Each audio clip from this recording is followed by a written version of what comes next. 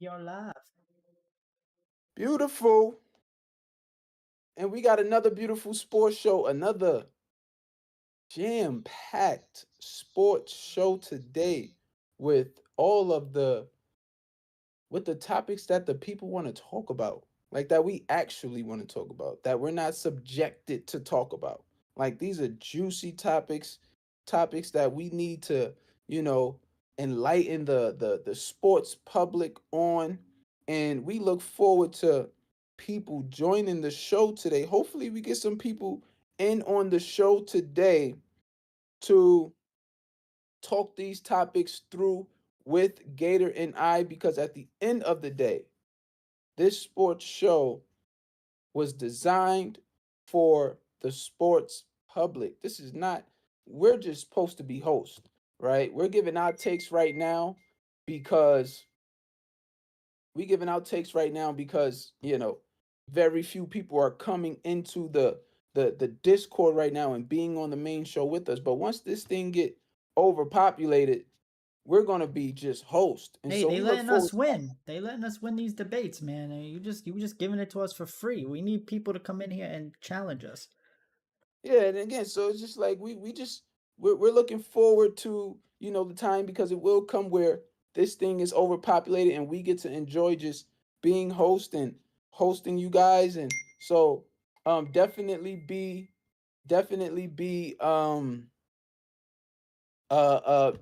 posting your comments on the YouTube channel. Try to get in here if you could. And Gator, let's go on with the show. Yeah. Um We got did you sports want to do the news. Yeah, I'll do it real did, quick. Yeah, and I don't think sports news is much today, huh? Now I added a few things because I've been seeing some Oh, things. I've been seeing some things on Twitter over the past couple hours, but let me okay, just run okay. through it real quick. And we'll start with the NBA because there's only two things in the NBA. Celtics and Pritchard agreed to a 4-year, $30 million extension. That's a lot of money. So give us a little, just a little like 30-second clip it of that. Is that a good thing for the Celtics? What do you like about it? Since you are our basketball analyst. He's going to be the backup guy there, and that sounds about right for a backup guy. So it's not like that's honest. That's not a lot of money in contrast with his peers to the normal everyday guy. That's a whole lot of money, but um, so it's just backup money, like to be a backup point guard, and so that's good. It's All good. right. Good for him. He should have a role off the bench that is going to definitely help this team. And the last little bit of NBA news, I'm sure we'll get more as the season goes along, but Jared Allen is out 2 weeks with an ankle injury. Now, is this 2 weeks going into the season or 2 weeks from today? Do you know? 2 weeks from today. 2 weeks Oh, from okay, so today. he should be ready to start the regular season. He'll probably just miss the preseason. Now, NFL news, we got a little bit here. So, Justin Jefferson on IR will miss 4 weeks. James Conner Mm. on IR will miss 4 weeks. Devon A. Chain's looking like he might head to IR. Nothing, no news on that yet. But coming out of it, I thought Devon A. Chain was gonna have the worst injury of the four. So that's actually surprising. That's a little surprising to me. What up, Mozdog? What up, Anthony? Thank y'all for joining again, as always. I hope y'all stick around today. I would We love got for y'all to come on the show and talk these sports one topics day. with They us. just might not be comfortable. Yeah, one I day, know, I one day, know, I one know, day. I know. Just teasing them a little bit. Always, always got to tease them. Um, okay, so yeah, the three injuries. Eckler is expected to return this week. He's saying 99% he returns on Monday Night Football. And now the big little thing that I've been seeing on social media, this is kind of big. It's kind of a big deal. The Vikings have worked out Colt McCoy today, meaning Kirk Cousins might be on the move. Oh, Vikings are exploring trade options, and the two teams favored to get him right now are the Jets and the Falcons. that's not real, right? It's real. They're Where exploring. Now, we don't know if they're going to go through with something like this, but I mean, it makes sense. I could have probably made this a topic, but it was too late. So sports news, I'll just talk about it real quick. It makes sense. Vikings are really bad. They're 1-4 right now. They just lost Justin Jefferson, so it's not looking like a winning season for them. It's not. Of course, It's just of not. course. With Justin Jefferson gone, they are already 1-4 with Justin Jefferson. This makes them way worse. We know this. He's the best wide receiver in football. This But makes man, their offense is this almost their, non-existent. Almost are they non-existent. like are they going to go for the tank? I don't know if they're gonna go for the tank, but like it's just at this point, it's like let's get something out of Kirk Cousins. He's a free agent next year. Let's get some draft picks out of Kirk Cousins. See how the even if you don't get the top pick, if you get a top 5, top 10 pick, plus whatever you can add for Kirk Cousins, and you build around Justin Jefferson and you beef up that defense, that might be the best route right now because you are going to probably lose Kirk Cousins for free. I don't see a scenario where Kirk Cousins signs with the Vikings next year if they are in a rebuild or he doesn't see them being a championship caliber team. He's at his point where his career he wants to sign to a team that has this chance of winning a Super Bowl. So you send him Yeah. if they can send him to a contender that needs a quarterback right now, and then he can decide whether he wants to stay with that team or leave next season. I think that's beneficial for the Vikings and Kirk Cousins. So I would really not be surprised if they move him and the Vikings tried worked out 8 people today, and one of them was quarterback Colt McCoy. There was be no reason for them to sign another quarterback unless they're thinking about the possibility of moving Kirk Cousins. So this might not be set in stone, but it's the option is there right now, and that workout proves that because they're full in the quarterback room. They don't need one unless they get rid of one. So that's the news coming out of that's the rumor going around today. And I said those Jets is definitely gonna make a We run. I said that in call the that. beginning of the year. But I think I'm saying the Jets are gonna make a run. I said this last week after starting what they started with 1-3. Now they're 2-3 or something like that. I'm yeah, they're saying two and like three. like so it's just that's all I'm saying, and so we can move forward. But what was you gonna say? Um, I think the Falcons make more sense than the Jets just because for Kirk Cousins' sake, with the Jets you're not re-signing, so you're just playing. You're playing as like a rental because Aaron Rodgers coming back next year, unless they somehow win the Super Bowl. If the Jets somehow win the Super Bowl, while release Aaron Rodgers at that point. If Kirk Cousins wins the Super Bowl with the Jets, but I think the Falcons make more sense because it's a more of a long term thing, and they Okay, got weapons. I okay. could you imagine Kirk Cousins throwing to Drake London and with Drake London, Kyle Pitts with Bijan Robinson in the backfield? Woo, that would be fun. But okay, yeah, that's it for the sports news. Beautiful. First topic of the day: Cowboys, 49ers. My goodness, what a beatdown! What a beatdown! Called it. What did the 49ers and comment in the chat, y'all? What did the 49ers expose about the Cowboys defense on Sunday night? Sheesh. And I'll go right off the bat here. What it showed was that if you have the ability to neutralize the Cowboys' strengths, and by strengths, I mean, yes, 42 to 0 We'll is give them their crazy. 10. We'll give them their 10. It was 42-10. We'll give them their 10 points. Yeah. So, so, so, so if you have the personnel to neutralize the Cowboys, if you have the personnel on offense to neutralize the Cowboys defense, you can do so. And the personnel has to be being a solid offensive line, a really good running back in the backfield, and that is it. Like, if you're one of these teams in the NFL that thinks, you could be a pass happy team against the Cowboys, you're not going to have a good day. Like, Cowboys finally revealed to me who they are in its entirety. Like like when you see their defense, the Cowboys defense um stomp the Giants like they did, the way that they stomped the Patriots like they did, the way that their defense stomped, forget the other team, forget Patriots, the other team that, huh? Jets, Patriots, Forget- Giants. stomp the Jets like they did. When you see their defenses do that to those teams, it's because they don't have a stout O line and a great running back in the backfield. They were forced to pass. If you're a team like the Los Angeles Chargers or the Los Angeles Rams, or one of these teams that are pass happy teams, which is most because we're in the new NFL today. So that's most teams. That is what plays into the Cowboys' strengths, rushing the passer.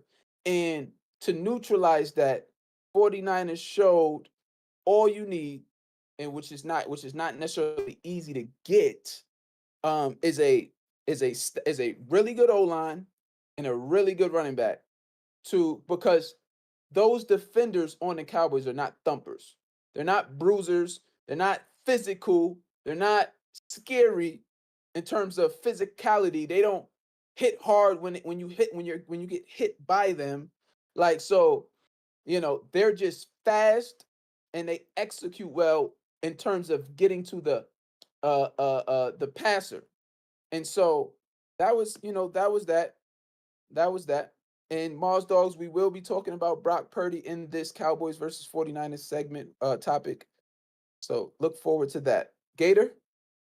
Um, what the Niners did was just show that I think they exposed Dallas as frauds. Their defense is frauds. I said this last week. That's something actual tangible. I would love an actual analytical. I'll tell you. So I kind of disagree with you when you said because they kept Christian McCaffrey in check. He only ran for 51 rushing yards. I think he averaged like 2.5 yards a carry. So they did that on the ground. They stopped the Niners ground game, but I think their secondary is weak. I think with the loss of Trayvon Diggs, they could not cover anybody in the secondary. Brock Purdy tore them apart.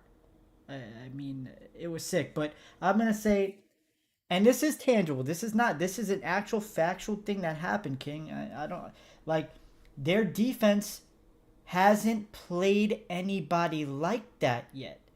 We had, like I said this last week, those three teams we mentioned where they went crazy. Average NFL defenses are going to make those teams look bad as well. Look at what Seattle did to the Giants. Seattle's defense, I know they got better. I know they got names on that defense, but they're not the Niners, the Cowboys, the Eagles. They're not there yet. And they had 11 sacks on the Giants. So, like, a basic NFL defense held the Giants at home to 3 points as well. Like, the defense, the offenses that Dallas has played so far are terrible, and the only two offenses that they played that were decent torched them. Joshua Dobbs torched the Dallas Cowboys, and that was right after the Trayvon Diggs injury, or that might have been before. They might have had Trey. No, I think he was hurt. I think he only played 2 games.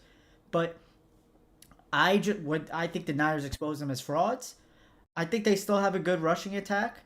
Micah Parsons and that front can really get to work when stopping the run game, but their secondary is weak. Their secondary is weak now. They just got the only person they have out there is Gilmore, and he's old. He's not in his prime no more. It's definitely scary out there. They had that rookie corner and Bland that they have just ain't it, man. He looked good against the Patriots, but I mean, receivers were open. I don't know if this was Brock Purdy. This really could have just been the Brock Purdy show, because some of the throws he made last night were absolutely ridiculous. But um, he took them apart. And I know it's Kyle Shanahan's offense, but I think that defense is a little overrated. I think it's overrated. I think as the year goes on, they're gonna go to the middle of the pack just because they still got to play the Eagles twice. I know they got to play the Chiefs, the Bills. So I do not think they're like this elite talent defense that we really think. Micah Parsons was kind of non-existent last night. So I mean, that's what I saw. That's what I saw. Um, Brock is nice with it. Mars Dogs, Anthony. I like Brock, even though I'm a Cowboys fan. I mean, look, guys, Brock is starting to settle on me as well. But we'll get to that. Are the let's go to the next Yeah, topic. I got it up. Are the Cowboys offensive woes Dak or system/play calling? Gator, It's Dak, and I love give us Dak. give us give us this give us the give us Yeah, the Mars Dogs and Anthony. Tell us in the chat what y'all think. I think it's Dak. Um, We already know Mike McCarthy is a good offensive coach. I can't sit here and but say everybody's saying it's archaic. To that, you say what?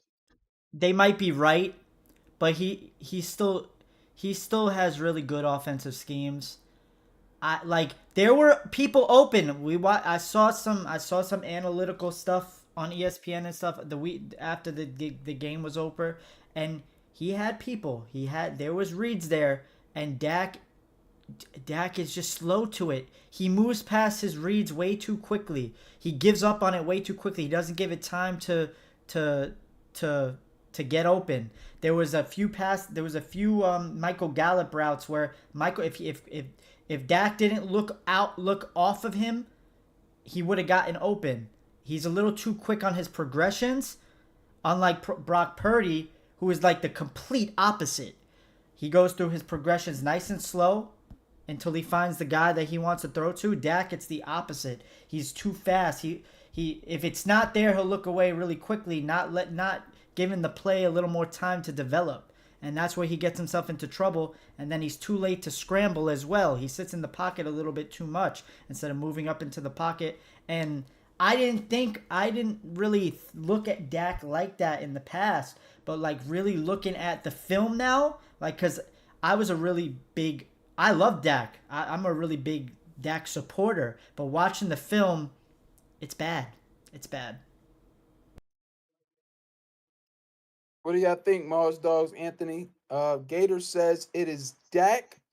Um, and I'm gonna definitely place the blame on both. I feel as though and I'll say sort of a hot take here, and this is just a hot take, and I'll actually mention this hot take during our what did we learn about Brock Purdy topic in this topic. Anthony says it's Dak. He doesn't let the play develop. So Anthony agrees with Gator here on their take. They are in accordance with one another.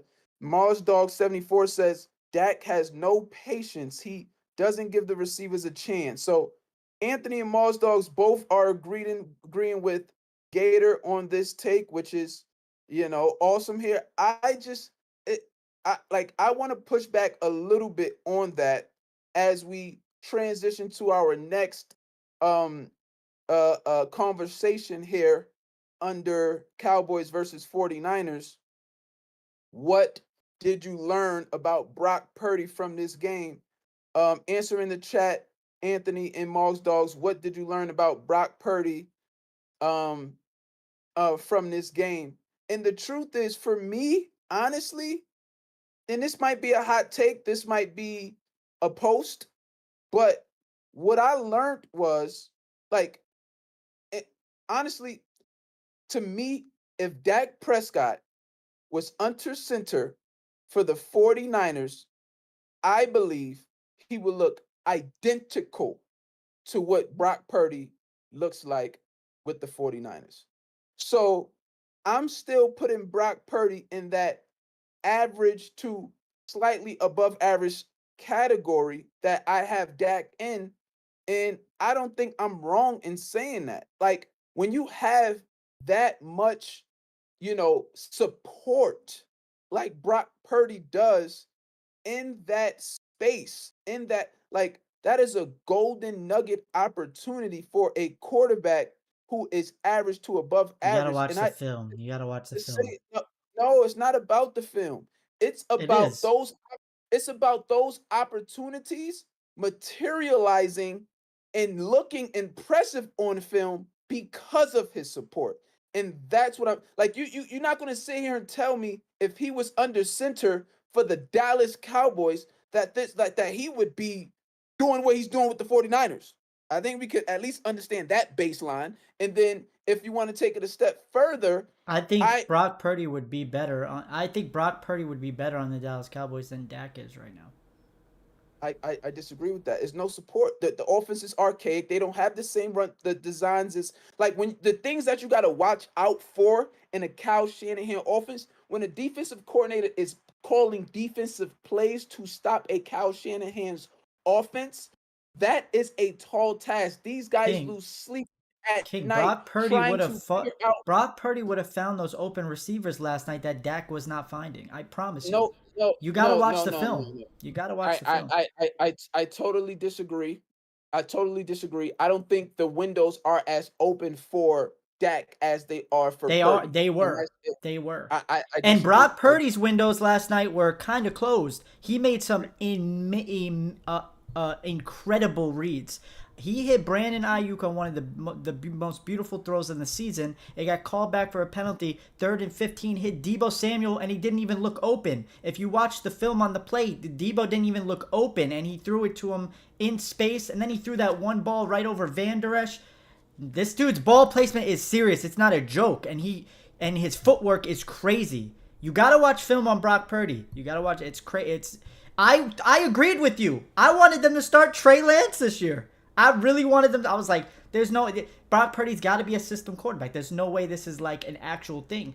But then when you watch the film and you watch Rex Ryan told me Rex Ryan went on NFL Today. Rex Ryan and said he's Joe Montana. That's what he said. It's ridiculous. I know. But that's how these that's what people are seeing on film now. I think it's his support. And that's just me. I think it's his support. Mars Dog 74. Brock puts the ball in the receiver's hands, comparing to Dak. 30% of the time, it's either overthrown or just had no Brock Purdy chance. wouldn't have threw 3 picks last night. It's just a fact. When you're trying to make plays happen out of nothing, that's usually what But happens. And that's so see, I that's not what the film disagree. said. The plays were there. He missed them. Dak missed I them. I don't. I guess I do got to watch the film because I You don't know do. what NFL. I don't know what NFL film the NFL sent you that they didn't send me. Because I don't even know if you have access to be able to actually see the field, play by play. But um, There's are the overheads. 49ers are the 49ers no, I'm saying I know they're overheads, but I'm saying you have access to this. Can you send that to me? Like I didn't know Yeah, you I had could. play by play No, it wasn't access, access. overhead I don't have access. access. I've seen videos. Oh, YouTube. you've seen highlights. YouTube. Oh, Kirk okay. Ben Kirk was talking about it. Rex Ryan was talking about it. Okay. Are the 49ers the team to beat? It's clear, right? They have to be.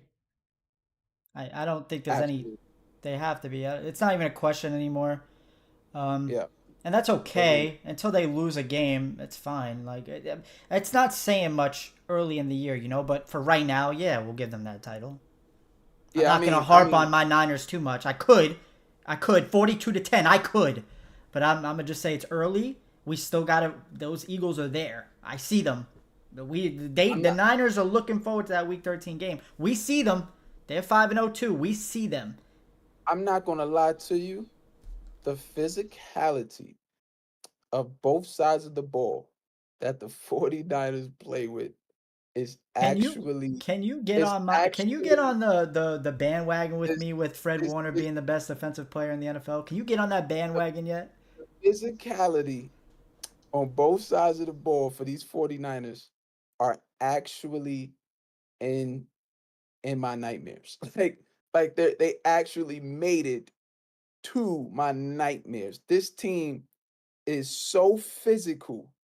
It is the scariest thing to watch on film in this generation, in this era, in the era It's where old school yeah, football. It's yeah, in the literally era old. where they claim They that hate dudes that. aren't where they claim that dudes aren't playing physical then I guess the NFL is letting these dudes get away with it because these dudes is making a mistake and kneeing dudes in a helmet throughout tackles. These dudes is gang tackling, falling on top of dudes. These dudes is punching dudes in the face.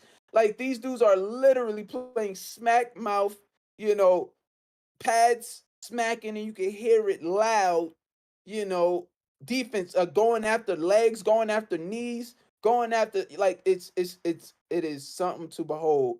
I mean, the Cowboys defense and offense was crippling. Like they were falling like flies one after another on the sideline from injuries and get, like this team is physical, dog. This team is physical. They are definitely the scariest team in the National And Football League. I'm very surprised so far.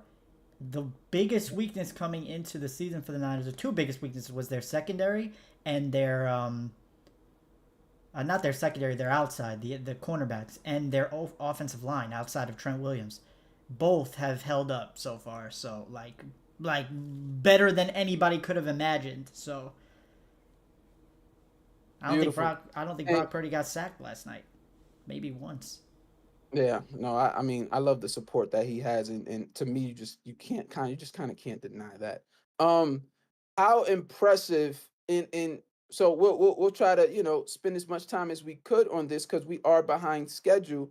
I know I have some people that wanted to populate the stream for this topic as to why I used time slots today. If you seen on social media or if you are in the one of the portals and I sent the topics through.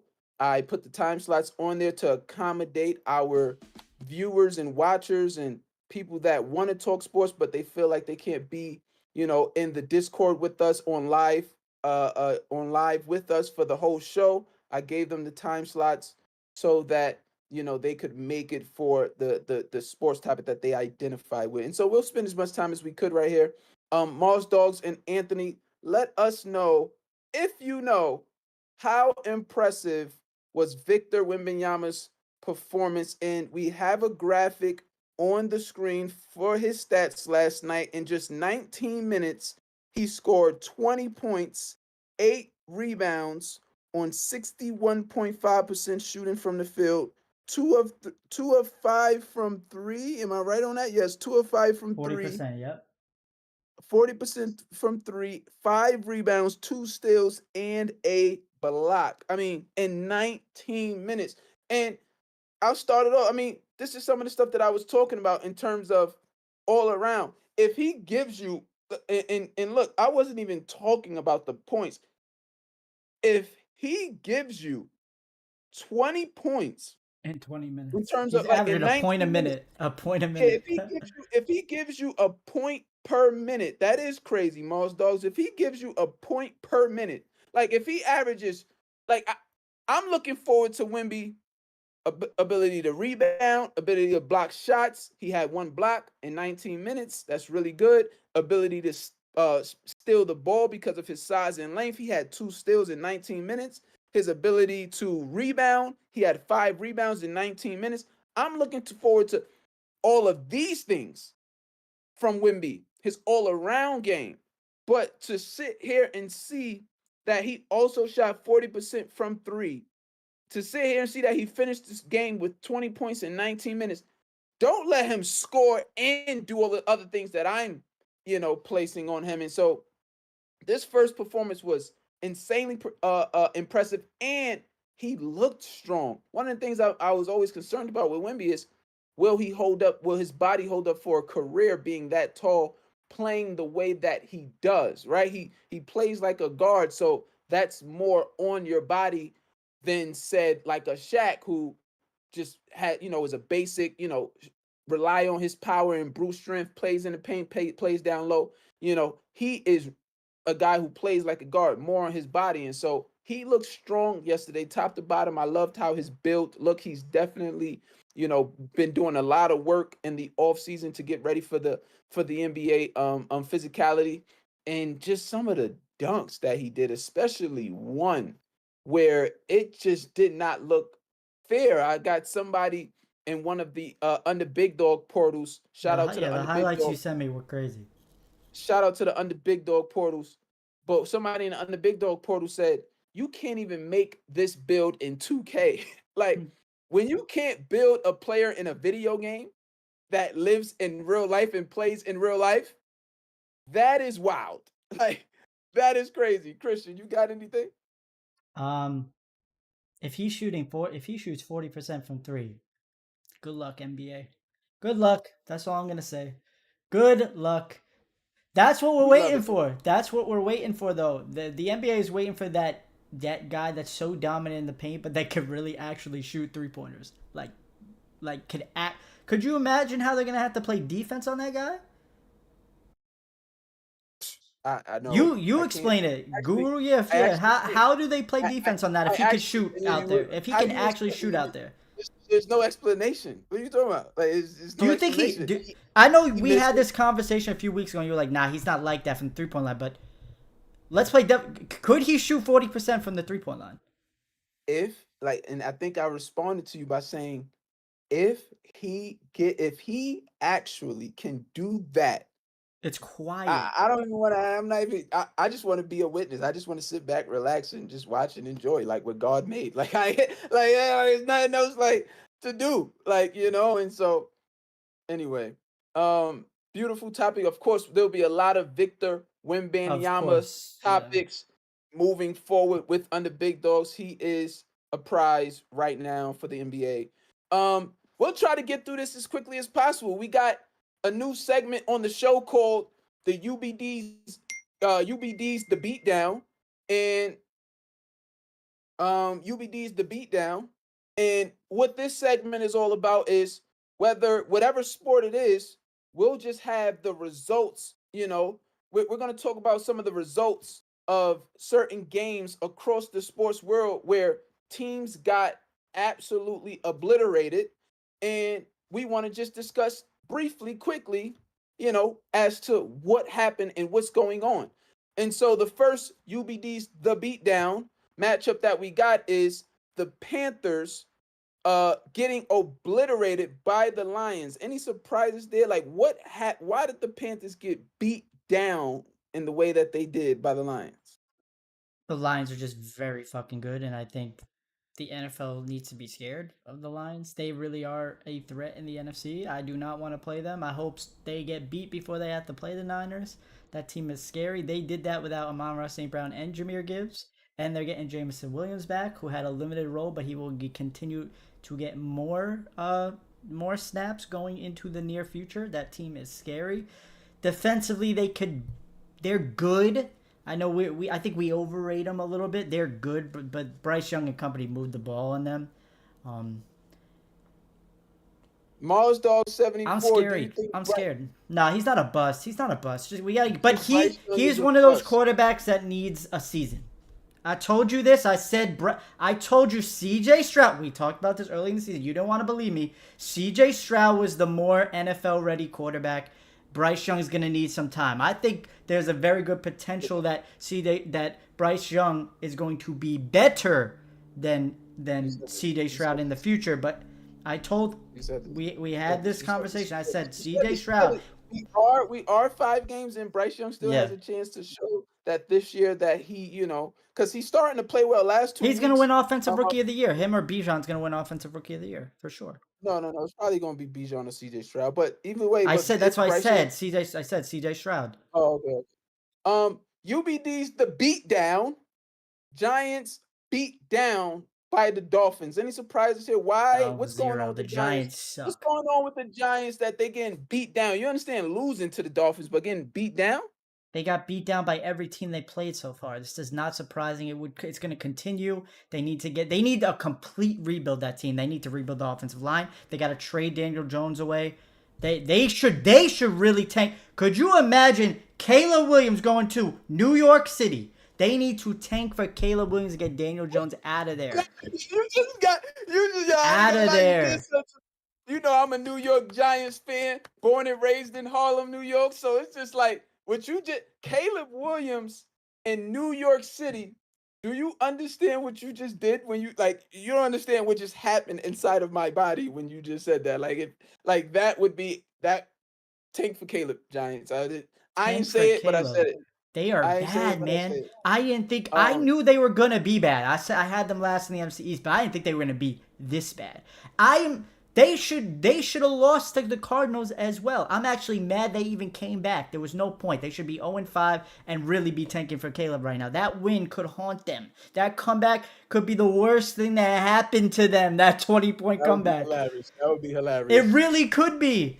It really could be because there's no reason Daniel Jones should be on that football team. The fact that they paid them that much, Even if you paid a guy that much, he should still be performing even though the offensive line is bad. He should still be showing something.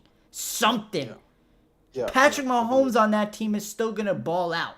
It's good. Agreed. The stats aren't gonna be like the Chiefs, but he's still gonna be somewhat like Patrick Mahomes. Daniel Jones Agreed. is nowhere near anything like on that echelon that he got paid. Agreed. Nothing. Like get him out, send him to a team that at least has weapons, so we can truly see if he's good or not. Or a team with an offense like some. Get him out. Get him Maybe, out. maybe, maybe Vikings could trade him. But anyway, on the big dogs, the beatdown, Saints versus the Patriots. What in the world happened to the Patriots to Bill get Belichick beat needs to down retire. Simple 34 as to that. 0? They What got no happened? talent. They got no My talent on that goodness. team. Zero You talent. think It's not an NFL team. It's not an NFL team. They got no talent. it's just not an When NFL team? Ramondre Stevenson is your best offensive player, who's average at best on any other football team, that's not good. Their defense is all banged up. Their best defensive players are out. The only good players they have on defense besides Christian Gonzalez is old players like Matthew Judon and stuff like that. Like that team might. There's so many teams that could get Caleb Williams. It's insane this year because I could definitely see the Patriots going 1-16 as well. Like it's Facts. that bad. It's the bad teams this year are bad. Like bad as in because like there's always bad football teams, but they usually always keep it close or like at least Nah. Anthony said it's a school team. like No. do the Patriots and the No. Giants play each other this year? Because I am No. interested. Sign me up. The fact that they put the Giants on 5 out of the 6 prime time matchup. The Giants play the Bills on Sunday Night Football this week, man. Why? NFL? Why? NFL? What was you thinking? I had Yo, to watch primetime Giants for 5 weeks. They should be able to flex the schedule sooner. I swear to God. They listen, played on listen, listen. Monday Night Football or Sunday Night Football or Thursday Night Football 5 out of the first 6 weeks of the season. What? Yeah, no, Why? this is truly a tragedy. What is going on with the Patriots? I didn't think I'd ever see it with the Bill led organization, and this is looking a little scary for Bill. We have to move on though. UBD's the beatdown. We'll be back. New segment on UBD, and it's a lot of fun. We caught up. Obviously, We're doing these good. guys, we doing great. We doing great, and these teams that are getting beat down like this, you got to get it together. It's Um, not gonna happen.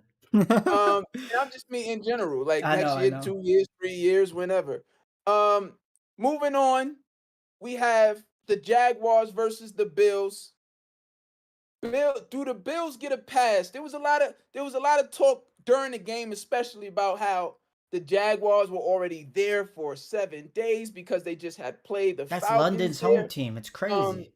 Bills, just got there. Do the Bills get a pass for London trip, Gator? Normally, I would say no, but in this case, yeah. It was just a fluke game for the Bills. They just didn't play to Bills standard. I, I, I Yeah, didn't, I don't necessarily think that the Jaguars like dominated them. You know what I mean? It's kind of like the Bills just like forgot to wake up for the early game. They looked sluggish. The offense was just off a little bit, and Josh Allen didn't do anything like he didn't do any old Josh, like he didn't throw the game away. Josh Allen didn't necessarily play poorly. I wouldn't say. Just everybody, the whole team they couldn't get the run game going, which has been James Cook had I think -2 rushing yards, which is he's been having a really I good was gonna season. say that -2 or -4 was And one. he's been Yeah, it's having a bad. very good season. So I wouldn't like put the blame on Josh Allen. The defense is banged up. We got to start worrying about that defense. I That's think they true. just lost whatchamacallit too. They lost their linebacker, Matt Milano. I think he's out That's for the year. that's true. And They maybe just I signed don't know. they signed Josh Norman, but I don't know. You mean Josh Norman? Josh Norman? yeah, but The one he's that I old ish. oh wow, they signed him. Um That's how bad it is. um no, yeah, with like you said, we actually do got to start getting concerned about this defense. Is same song, different year. They finally got everybody, back healthy, and They were looking dominant. they were looking Yeah. dominant. And then Second now best these guys defense in the NFL next to the yeah, these Niners. guys are falling like flies now. These guys are falling like flies. And when you think about, Von Miller was Yeah, about to he come didn't. back with Yeah, the defense. he sat That out would the have been rest of the amazing. game. He got hurt But again. Von but Miller got hurt again. Trevor Lawrence was torching this defense. Like if it wasn't for like The crucial turnovers. turnovers Yeah, inside of the red zone, other than the turnovers inside of the red zone, could have got ugly. Trevor Lawrence was moving the ball on this defense at will. Like Maul Dog 74 in the chat says, One thing I'll say about that though is a lot of it was on third down. I'm not taking that any. I'm not which is taking. the biggest, which is the most, which is No, no, the most correct. But what I'm impressive saying, times to come through. yeah. Of course, I'm not going to take anything away from Trevor Lawrence. I'm just saying, I think it was more Bills mishaps. I think the Bills, because the Bills won first and second down, He was making some tough reads, man, on those third down and conversions. Calvin Ridley That was finally impressive. emerged. Trevor Lawrence is nice, but the Jaguars had time to rest and relax. Mars Dogs, I want to sit here and say that I agree with your take on that. So does Gator. We Yeah, all agree I'm with gonna this. give the Bills a Um, pass for this one. I will give the Bills a pass for this London trip, but we also have to keep in mind that, like Gator said, we got to start to be concerned about their defenders, their defense. Their players are dropping due to injuries. Key players. For Their crying out best, loud, arguably their best two defenders are gone. Tre'Davious White and yeah, Matt Milano might be their top, but I don't know who that is. I didn't never heard he had some game. Who's the with the Spanish name Espen something on the oh, that's Bills? yes. I know He who you're talking had about. a He was cooking up. he was He was cooking. So if balling. somebody like can take that role this But year we'll see. I and mean, get we'll see. Von Miller healthy and get Von We'll Miller see. healthy, maybe, but it We'll is see looking a because little it's tough. sketch. Tough. It's tough, man. We'll see. Jaguars win 3 straight. What's been the remedy? Man, I can't pinpoint what's been the remedy, I don't Gator, think because it's a remedy. I think they've always been the Jaguars. Just a slow start because if you look at it, they lost. what's been the remedy? Like, what was the slow start that was fixed? I think they just lost football games. I'm not. I don't think there was like a special thing. They lost a close Yeah, game. that's what I thought. That's what I They thought. lost they lost a close game to the Chiefs, and I think they probably downplayed the Texans. I I think it was very simple, and now they're like, okay, let's enough of this nonsense. Let's get back to winning football. They had two tough matchups. The Texans, we know the Texans right now are a formidable football team. You don't want to play them. They're annoying to play. So, I think that's Mars all it Dog was. Mars Dog 74 said Trevor Lawrence went from being one of the worst quarterbacks back to being a nice one. Now, first Trevor two Lawrence is weeks, Trevor Trevor Lawrence. Lawrence You're gonna get those was games like that. yeah, Trevor Lawrence was struggling those first two games. They He won. They won the first certainly game though. was. They won the first game. They lost the second No, game. no, no, no. No. They won 3 straight. They lost the first 2 games. They started 0-2. They're on a 3-game winning streak right now. Or no. You might be right about the No, they first. beat the No. Titans Let's see. week one. Let's triple double triple quadruple check right now.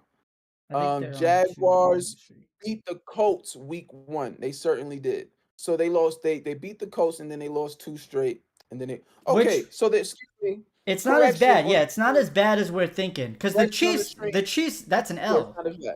The Yeah, Chiefs is an correction L. on the We all probably picked the Chiefs to win that football game, and they played them tough. They held yeah, Patrick Mahomes to only 17 points. I think they lost that game 17-10. It was a game for 4 quarters. So let's not I think that's a win to play like that against the defending Super Bowl champs, the team you lost to in the playoffs last year. I think that's a win. The bad loss was the Texans, but I think they just downplayed them, and now they're back to their winning ways. They'll win that division. I'm not too yeah. worried about the Jags. Yeah, I mean, now it's looking that way now because when they got blown out by the Texans, it was looking like what's going on here. And then they definitely rebounded very well, winning 2 straight, not 3, as the graphic is showing. Forgive on the big dogs for that. That now winning 2 straight. Now it looks with the 3-2 record, it looks like they're back on tracks. They're playing. Their offense is playing good football. Dare I say their defense is competing out there. And so things are looking up for the Jags right now. We'll see if that continues. Um, moving on along, moving back to the association, the NBA, and we have a graphic for you here. Did the Phoenix Suns land the plane with the pieces put around the big three? The big three, of course, being Kevin Durant, Devin Booker, and Bradley Beal. Did they? Because that was the concern, right? Was okay. They got three big players, but that ain't gonna be enough when you got teams that been playing together for 6 straight years, like the Denver Nuggets, or you got teams that's been together for years, that like the Boston Celtics. Like that's not gonna be enough when you see like Milwaukee Bucks. That's not gonna be enough when you see certain teams that's been together. So what are the pieces that you're gonna put around these guys? And I want the question is, did they land the plane with the pieces that they picked up? Who did they add, you ask, right? So they added Yusuf Nurkic, center, right, from Portland. Good addition. Grayson Allen, guard from Milwaukee, right? Good player, solid player. They added Bobo, 7'2" sensation when he was in high school and when he was at Oregon in college. And, he's on the up and up looking, to try to play well. Um, Eric Gordon, they added shooter, sniper, catch and shoot guy, can get to the rim and attack the rim and make plays. Nasir Little, young up and coming, quality player. In addition, um, Udoka Azubuike, center from Utah, who was on Utah. And so these are the pieces that, they added, and the pieces that they already had: Damian Lee, Josh Okogie, names like that. Did they land the plane with these additions? Um, I'll let you start that one. yeah. I wouldn't say I wouldn't say they landed the plane, honestly. I honestly wouldn't say that they landed the plane. Think about it. You got Kevin Durant, Bradley Beal, Devin Booker, who's getting the bulk of the minutes. Nothing about like, and then you know who, outside of that, who's going to start, right? So obviously Yusuf Nurkic is going to start at center, right? And then who else are you going to start? Like, are you going to start a true point guard? Because Devin Booker, Bradley Beal, KD is not a true point guard. So if you do start a true point guard, then that means KD is going to be starting at the 4 spot. If you don't start a true point guard, that means you're going to, compensate and not be able to have some type of, you know, ball distributor out there. What I'm saying is, on top of that, though, what's most important is they don't have no thumpers in here. I mean, they're gonna get none of these guys have what it takes in them physically to step up as defenders when you come across teams that have like a Nikola Jokic or a Joel Embiid or a Anthony Davis or a Giannis Antetokounmpo or a like what the list goes on and on, as far as teams that when they come across teams with prowess, with dominance, like to their roster, and they have to actually, those three guys are forced to be, to go through the fire of playing physical basketball for 48 minutes. I'm really interested to see, you know, how they handle that, how they defend when you got teams out there that are absolutely physically dominant, and then that's going to take away from their legs to have to try to defend that, to then go on the other side and try to be efficient on the offensive end. Yes, we know they'll score, but against these certain matchups, when it gets thick in the playoffs, what are you like going to do when you go up against a Lakers team with an Anthony Davis, or you go up against a Denver's team with a Nikola Jokic, or you go up against what other teams are in the West that have, a force to be reckoned with, or like a Zion Williamson, assuming he stays healthy. What are you going to do when you go up against straight just pound dudes like this, like in the West? What are you going to do? Pause. What are you going to do when you go up against, say, Memphis Grizzlies? Forget big man name on Memphis Grizzlies. And so these are my question marks for this team. And so I'm really wondering what they're going to do because I know how ugly that game gets from experience. When you go up against dudes that are bigger, more physical, more physically dominant, you tend to, when you're a really good scorer, you tend to have to put a lot of energy into trying to stop that, and then now have to go back on the other end and be efficient enough to now close the game. And so it's either they're going to have to compensate defensively, like compensate defensively and try to just rely on their offensive prowess, or they're going to have to compensate offensively by trying to step up on the defensive end. And I'm very interested to see how they do that. So I will definitely go with no. I don't think that the plane was landed. I think they should have got more thumpers, more force. Anything on that, Gator? I agree with you. When you talk about the West, right? No one is talking about the Phoenix Suns. It's right now all the attention is on Denver and the Lakers. So that to me, if they did enough, if the Phoenix Suns did enough, I feel like more people would be talking about them as contenders in the West. We feel like nobody is talking about them because they haven't done enough. We know what they got. We know they got those three guys, but that besides that, that's really it. And I don't know if that's going to be good enough in the West with what the Lakers have done and what Denver and the roster Denver already has. I don't think that's going to be enough. I said KD is definitely getting up there in age. I'm not. He's still going to score buckets. I'm not saying that. I'm just saying he's not in the prime of his career no more. And Bradley Beal and Devin Booker are very similar players, and they're both gonna want attention on the ball. They're both gonna want to be scorers when the time comes. So I've said this before. I know King, you disagree with me. I don't think that those three players are gonna work. I just don't see it. I don't see it happening.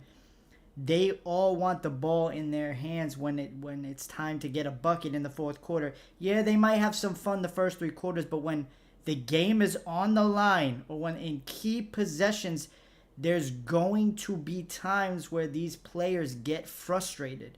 They're good. There's going to be times where they are going to want the ball. They're not going to feel comfortable sitting in a corner watching KD take the last shot or watching Devin Booker take the last shot or key shots in the game.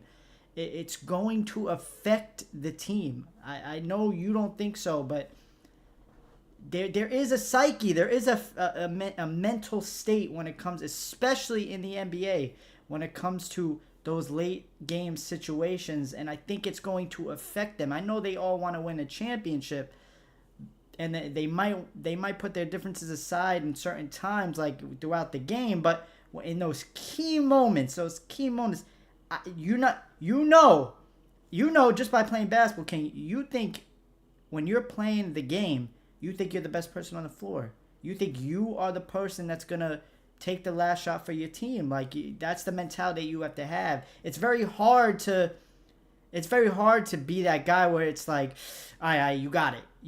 Like I agree. it's almost like accepting that like you're not that top guy anymore, and all three of those guys are.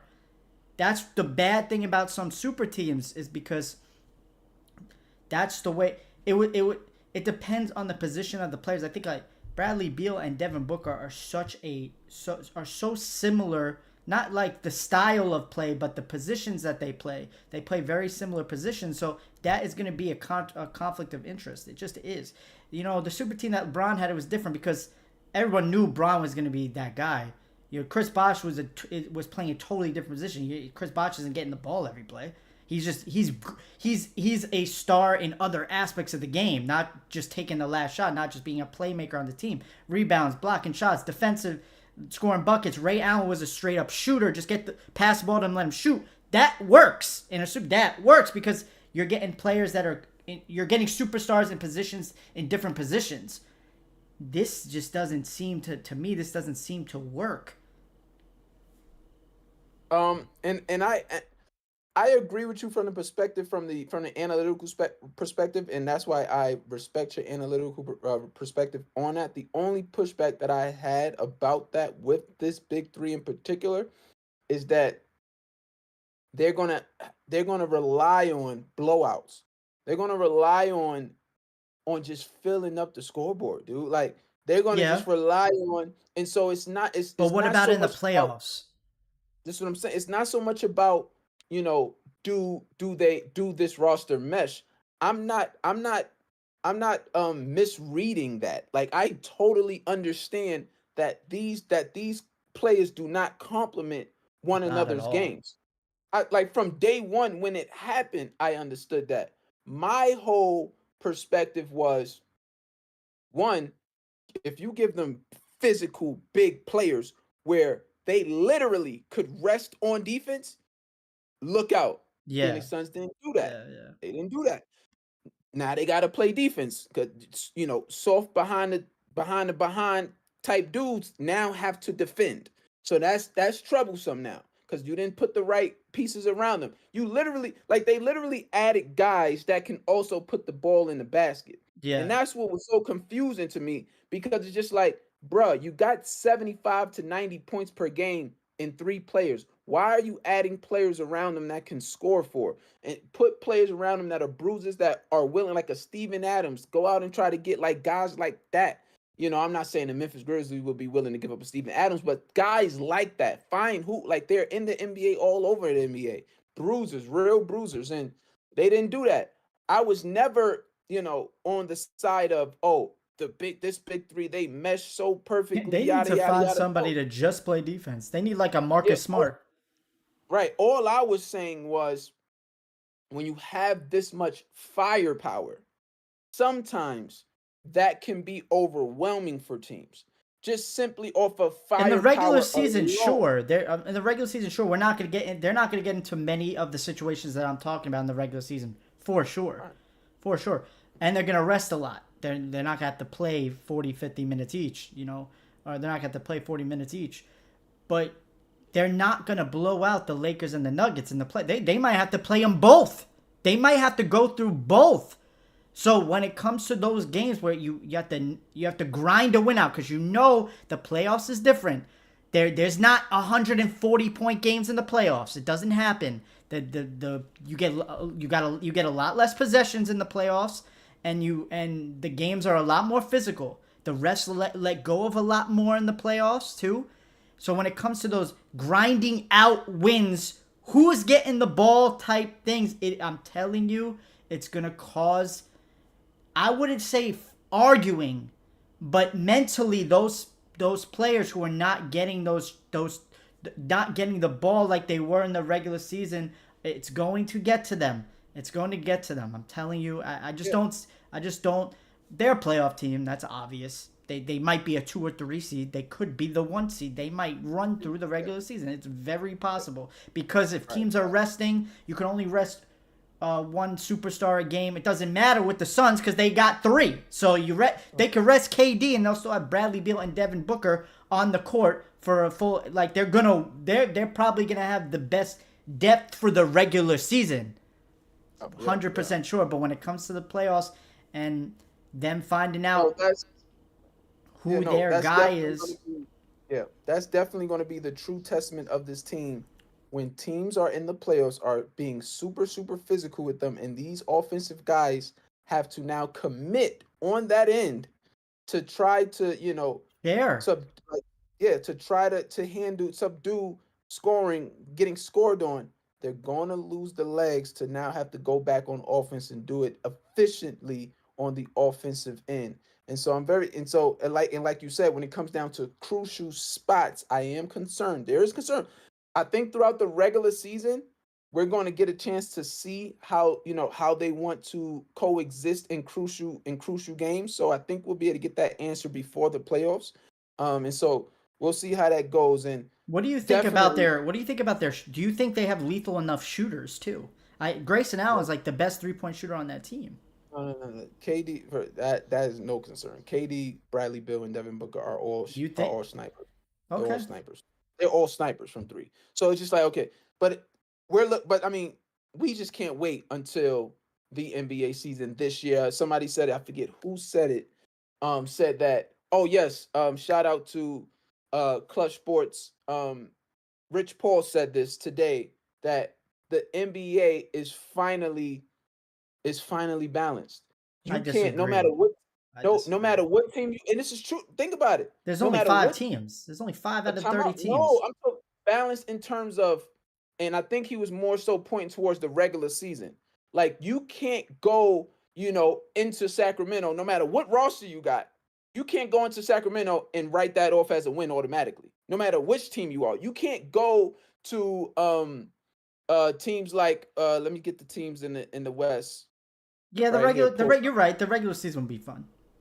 Yeah, and that's basically what I'm getting at. You can't go That's fair. I'll give you into all that. you can't go into to New York Knicks and just chart that down as a win. You can't go to Miami, play against Miami, whether at home or away, chart that down as a win. You can't go to Dallas or play Dallas, chart the Memphis Grizzlies, New Orleans Pelicans. Like these are like you gotta play. Like you gotta play to win to beat these teams. Like, and so I totally agree with that comment, with that statement.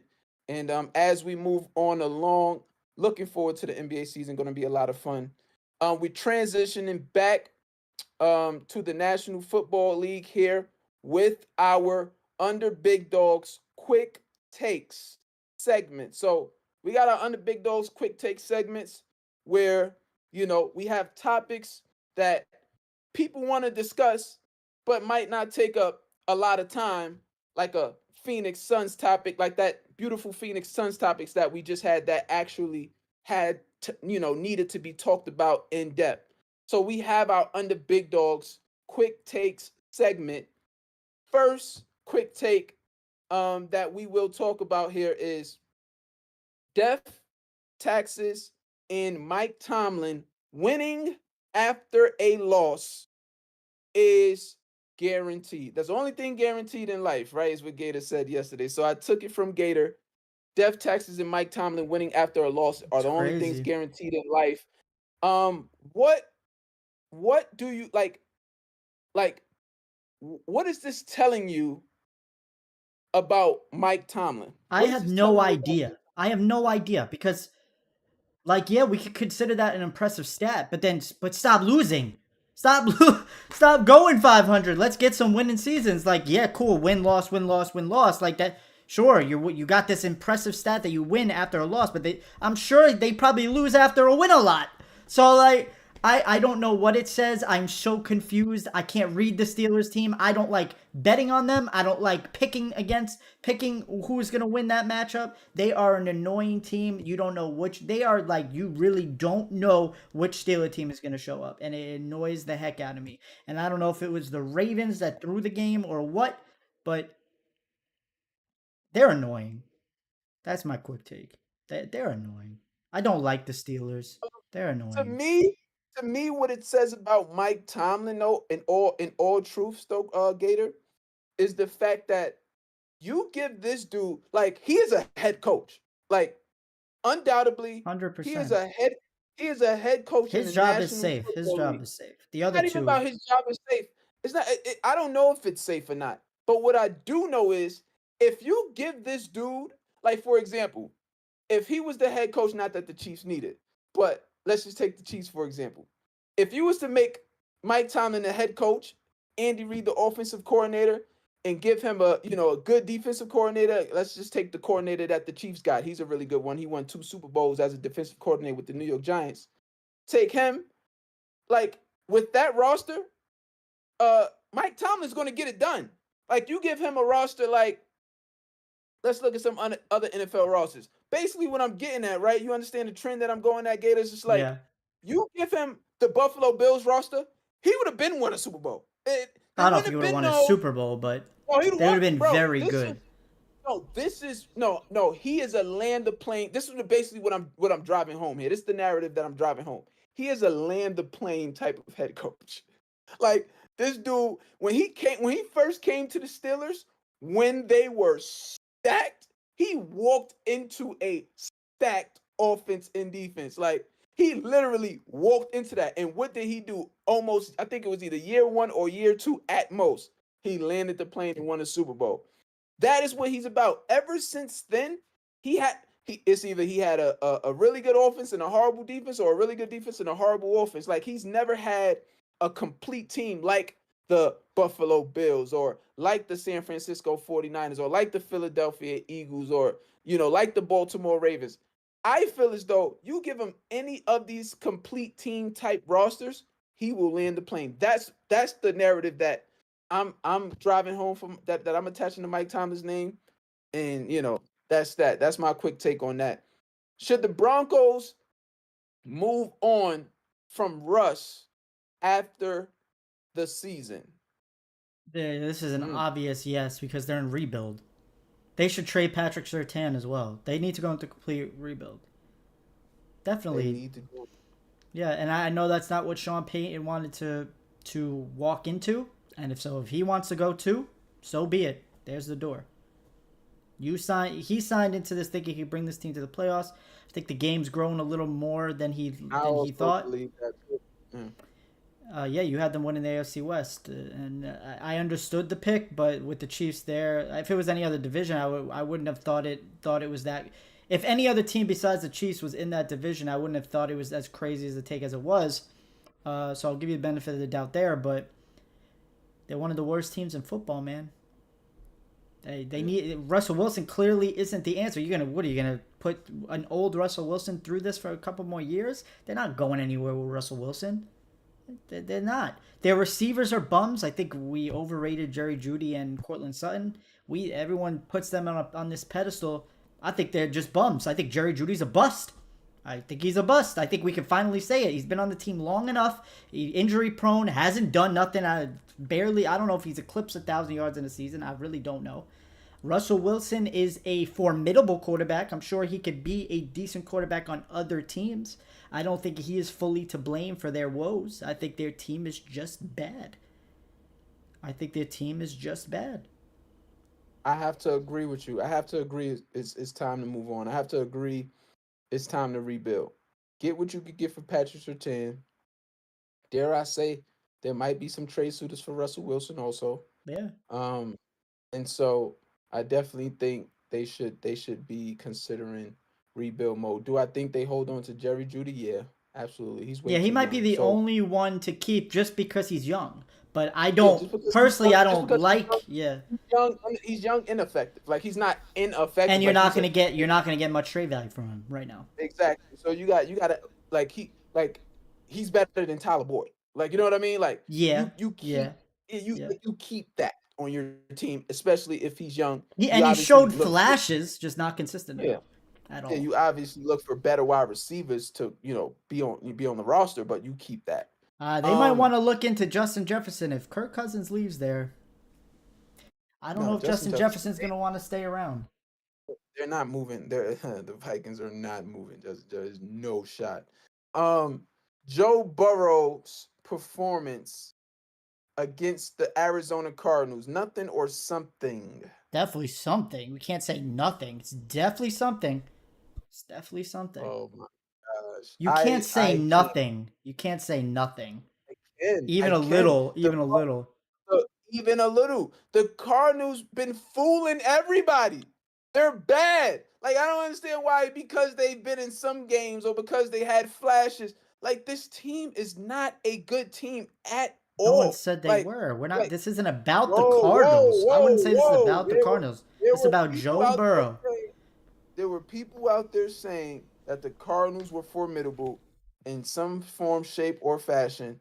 And I'm here to state no, they were not, and no, they are not. And Burrow, I just don't think that's the shoot, the only question, though. good, That's not the question. the only good game that Daniel Jones had this season was against the Cardinals. Every other team he got absolutely obliterated. I'm not giving I Joe wouldn't even Burrow. say he had a good game, though. He had a horrible first half, Daniel Jones. Yeah, I'm not giving Joe Burrow a thumbs up on performance against the Cardinals right now. I want to I see didn't say a thumbs that. up. I'm not saying I'm not saying. I don't care So, about so his should I have? So performance. should I have? So should we I don't have really care about his changed? performance. So should we have changed the question? What do you mean you don't care about the I performance? don't care about the performance and how good he played. I'm Like you more. shouldn't. You're right. You shouldn't because it's nothing. It's the You're Cardinals, so you right. shouldn't care. That you're right about. But I'm not thinking of it like that. What I'm thinking about it is signs of life from their offense. Period. I don't care who they're playing. Joe Burrow last week was a statue in the pocket. Did not move at all because he couldn't. This week he used his legs to get point to move the chains and get touchdowns. That's what I wanted. That's what we need to see from Joe Burrow. So I think it's something. I'm not saying it's like this. Oh my God, Joe Burrow is back. Let's go Super Bowl. No, I'm saying at least we saw him look a little healthier. That is definitely something because if he could survive another week and going into the bye week, he come out of the bye week almost at 100%. So I think it is a big deal. It is a big deal. They got their second win. I told you they need to go at least 2-4 going into the bye week. This is a big game coming up against Seattle. If they can go 3-3 going into the bye week and get Joe Burrow fully healthy, they really could make a run at this thing. I think it's definitely a big deal that they got their second win of the season and Joe Burrow looked mobile. I think that is the take that I don't care who it was. They could have been playing the Giants. I just think it's important that we saw Joe Burrow look a little healthier. Um, we'll see, You right? don't think that's a big Just deal? we'll see. After how We'll he's see. looked in the pocket, you don't think that was a big deal No, to see him moving around? I Okay. want to see him do it. What's his next matchup? Seattle. Oh gosh, yep, that'll be a perfect test for me to understand what's going on with Joe. Um, Devon A. Chain to miss multiple weeks. Is this a big deal for the Dolphins, Gator? Absolutely not. No. Absolutely no. They were good without him. It'll hurt a little bit, sure. They got Jeff Wilson Jr. coming back. They still got speed. Mostert is a just not as fast as A Chain now, but he's got top end speed as well. That it doesn't matter with that team. It doesn't matter. No. It's not a Look, big deal. It's not a big deal. You I you just don't know. everyone's just like, Mm, oh my god, he's breaking I out for don't a know. 115-yard I game. recall. I recall. Look, I'm talking from experience here, and I said this to one of my close sports buddies. I recall, right? I recall, and a brother of mine's, Chima. I recall in high school, in prep school, we were forced to play two sports. Yeah, I went there for basketball, but we were forced to play two sports. And I played football. We came across this one team, best running back in New England. New England is made up of 6 states, as everybody know. New England Patriots, they represent 6 states. Best running back in New England. When I tell you, like, I never, like, to This is a line up bad across from a example. guy. Time out. I'm just saying though, you got to hear it through. You have no idea what I'm saying. To line up across a running back who, when he was given the ball, me playing a DB at the time, when he was handed the ball, when I tell you I had 10 steps on this running back, and the way that my 10 steps on him did not matter, the way that that looked in real life, the speed in which I witnessed, like, first close hand and personal, like when I had a step on a guy 10 yards and I still couldn't beat him to the sideline and catch him, that was the most one of the most deflating moments in my sports experience. That I'm just like, I had to sit there and tell myself in that moment, like, I'm here for basketball anyway. Like, it was that bad, And so I say that to say the play that Devon A. Chain on Sunday took for like 70 something yards. If you remember, that one giant safety had him by like 10 yards. We're talking about a professional athlete. Had him by like 10 yards, and Devon A. Chain sprinted by this dude like as if he wasn't even there. Like, and I know what that feeling feels like. It is a feeling of true like questioning, all right, what do I need to do like to increase my speed? Like, to increase as an at like so it just makes you question yourself as an athlete when you witness things like that up close and personal. I compared him to Chris Johnson, of the Tennessee Titans, when we all remember that any one touch can break away for a touchdown. I don't think, even though we love Raheem Mostert, he does still have top end speed. I don't think Raheem Mostert still necessarily has that in him to take it the The distance from 80 out 80. Raheem Mostert has the fastest carry on That that was like team this that was year. like Oh, this year, The okay, 50 maybe. the 50-yard the 50-yard I'm run just that saying, you start as it starts going on, you start to see the tires like so he'll have this great burst for like 30 yards and then top end speed, and then you start to see the tires start to go flat versus the A chain. He's maybe able to keep that top end speed. maybe, but all I'm saying is Sorry, they're not gonna miss his speed because they have speed. got it. That's Yeah, all. yeah, okay, If okay. he We'll see. listen, We'll if see. Devon A I Chain was think he's on, a if pivotal Devon weapon for this no, offense. he's definitely Pivotal, a I think. pivotal weapon. But I'm Pivotal saying weapon. what So I'm that means saying that means it's a big deal. So if he's no, it's not a pivotal, big you deal. gotta It's not a understand big deal because they were that means it's scoring not 40 pivotal. they were scoring that it's not then because they were scoring 40 points a game before him. What I'm saying is if Devon A Chain was on a team like the Patriots or the Giants or like one of these teams that don't have speedsters like that, then yeah, it probably is. If they don't have anybody, then yeah, it might be a bigger deal to those teams. But for the Miami Dolphins, they got speed everywhere. They could put Tyreek Hill in. They could put Tyreek Hill in the backfield if they wanted to and use him like Okay, Debo. okay. We gotta move on. We gotta move Like on. I feel you. I feel you. I that feel team you. I'm has just saying. We'll speed see. We'll everywhere. see. We'll see. All right, we gotta move on. Last quick take. Concerned about Anthony Richardson's early injury woes. Gator, I'll let you take this one before we move on to our topic. It's concerning because he had a lot of injuries. He's got a lot of injuries. There's I didn't know this about Anthony Richardson, but there were red flags with him in the draft with injuries, especially with the shoulder.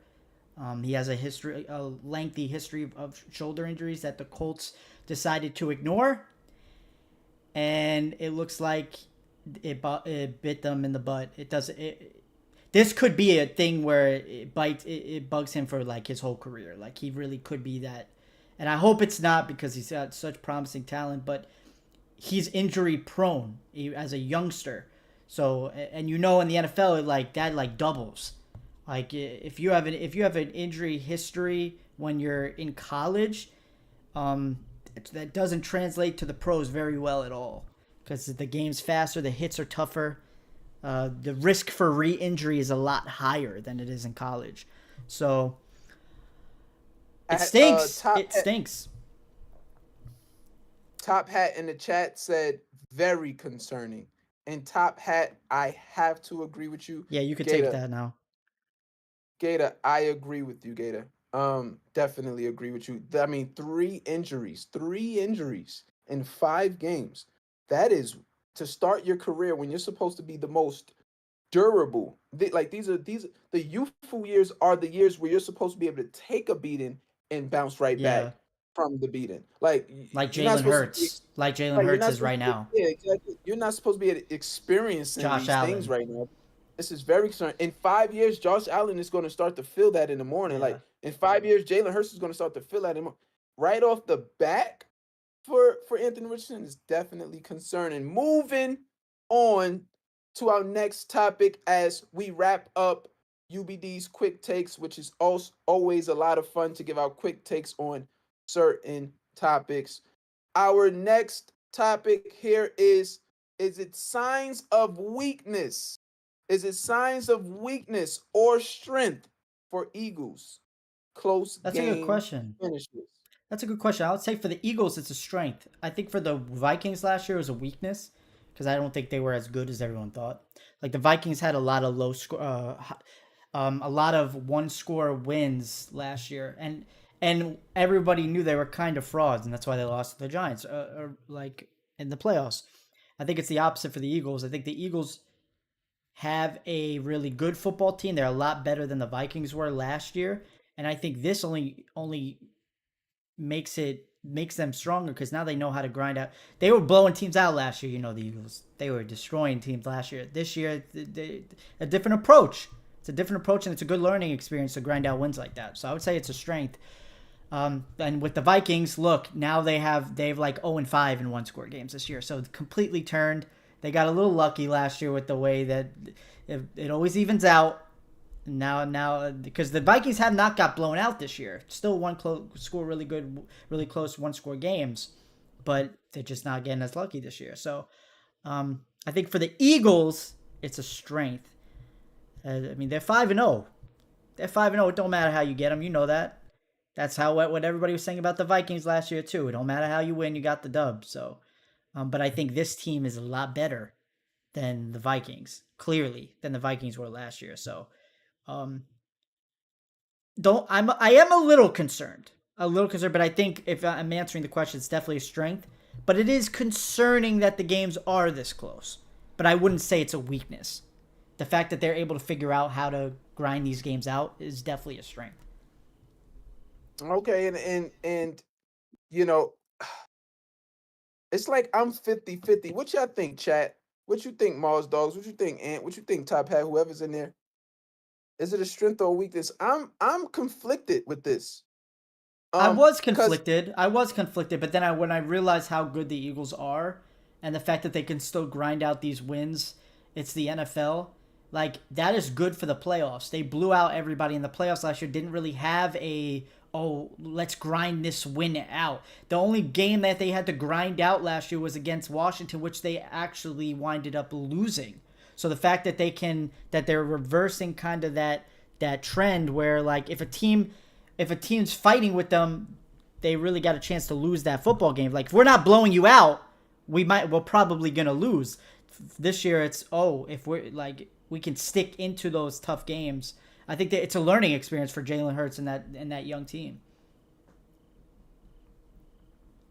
the reason why I'm conflicted, Gator, is because I can definitely recognize that that these close games, like from watching it, when you see the way they go about um winning these games, like it's like how whatever it takes to win, they can do. Like they answer the call. Like if the game requires them to make, you know, deep passes down the field, they do it. If the game requires them to run, they do it. Like, and the game throws the Eagles wrenches throughout the game all the time. Like at some points of the game, it would say, all right, we got to be heavy on the run for the next three possessions.